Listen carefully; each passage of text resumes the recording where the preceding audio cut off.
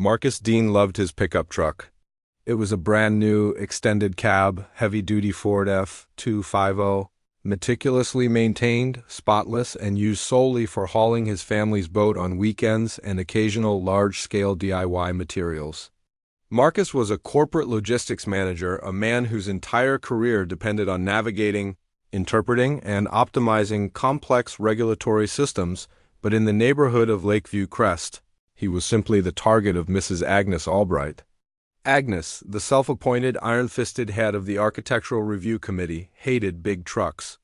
She saw them as symbols of working-class intrusion into their carefully manicured, aesthetically sterile community. The bylaws of Lakeview Crest, drafted decades prior, contained a vague, boilerplate "no commercial vehicles" clause. Agnes weaponized this clause against Marcus's truck with surgical precision.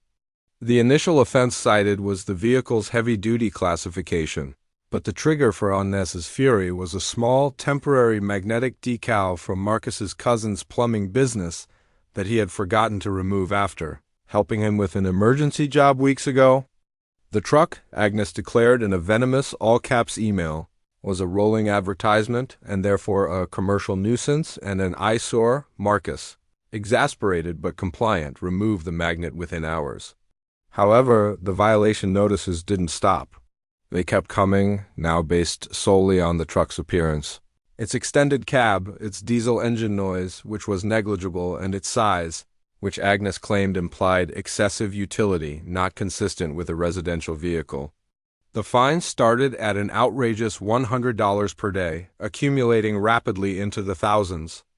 Marcus, tired of the petty warfare, initially considered selling the truck and replacing it with a smaller, more compliant SUV, but the injustice, the sheer regulatory misrepresentation of his personal vehicle, and Agnes's blatant abuse of power ignited a cold, focused fire.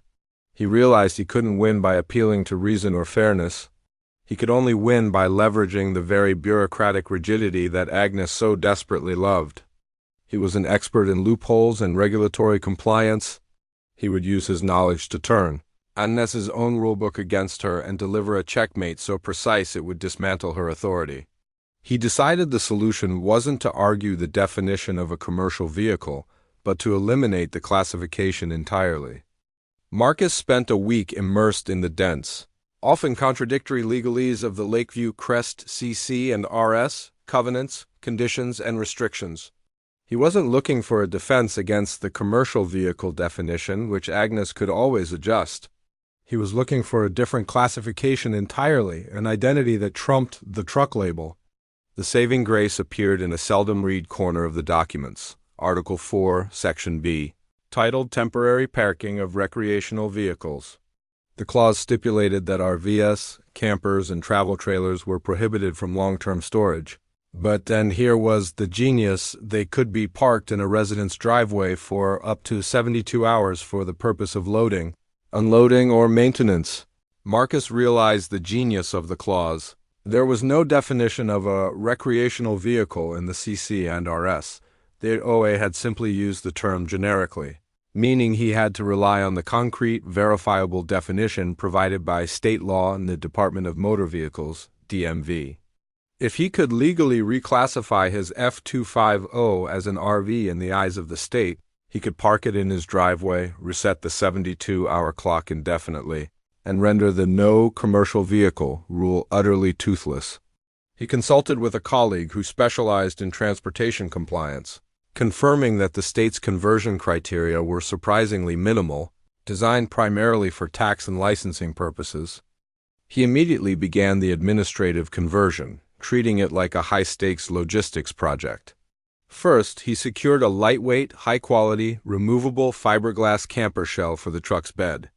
Next, he sourced the bare minimum required by the State DMV and his insurance carrier for a Class B Recreational Vehicle conversion. The components were purely for legal compliance, not for actual camping. A folding cot secured to the bed of the truck with quick-release fasteners. A small insulated cooler to meet the requirement for provisions. And the final, most humiliating piece, a portable, unused chemical toilet still in its original packaging, stored discreetly beneath the cot.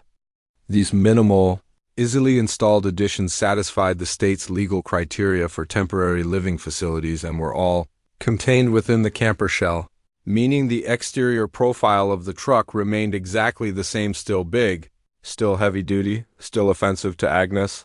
Marcus paid the required conversion fees, meticulously submitted photos of the interior modifications, and 3 agonizing weeks later, the paperwork arrived. He didn't just get a sticker.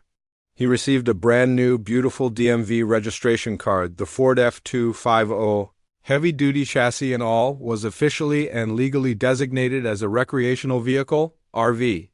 He had successfully transformed the commercial nuisance into a state-recognized dwelling.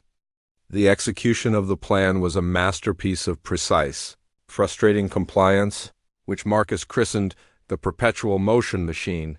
He parked his freshly reclassified RV, now with its installed camper shell, cot, and toilet in the exact center of his driveway, ensuring it was still visible to Agnes's window. 71 hours later, just as the 72-hour limit was about to expire, Marcus walked out to his RV. Agnes Albright, who had been maintaining a relentless surveillance schedule with her binoculars, expected him to either drive away to a storage lot or start his inevitable fine accumulation. Instead, Marcus got into the truck, started the engine, backed the vehicle precisely 1 foot, and then shut the engine off. He checked his watch, smiled, and then walked back inside. The clock had been legally reset. The next morning, Agnes Albright was apoplectic. She stormed the HOA management office, demanding the immediate issuance of fines that should have begun an hour ago. The manager, a weary man named David, who had dealt with Agnes's tyranny for years, pulled up the CC and Rs and explained the situation, trying to maintain an expression of professional neutrality.